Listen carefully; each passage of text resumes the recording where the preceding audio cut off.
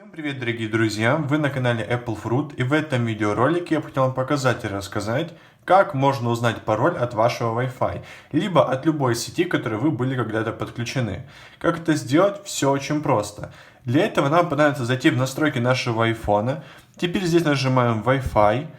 И здесь мы уже можем узнать пароль от любой сети, к которой мы когда-то были подключены на нашем iPhone. Но самое главное, чтобы у вас iPhone был обновлен выше iOS 16. То есть, как только у вас iPhone обновится на iOS 16 и выше, вы сможете сделать этот способ. Если у вас iPhone ниже 16 iOS, то у вас это не получится.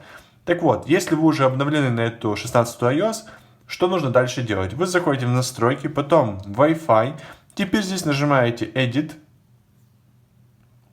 У нас идет Face ID, распознает наше лицо. И теперь здесь у нас есть список всех Wi-Fi сетей, к которым мы когда-то подключались. И теперь я могу нажать на любую из этих сетей. Вот, к примеру, Калифорния. Нажимаем на вот этот вот значочек «Информацию». Теперь нажимаем здесь «Пароль».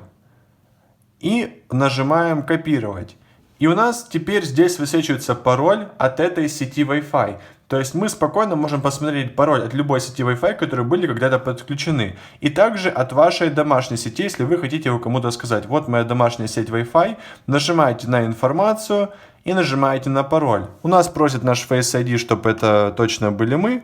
И теперь у нас здесь высвечивается пароль от нашего Wi-Fi. Поэтому вот такой вот способ. Ставьте лайки, подписывайтесь на канал. Вы были на канале Apple Fruit. Всем пока!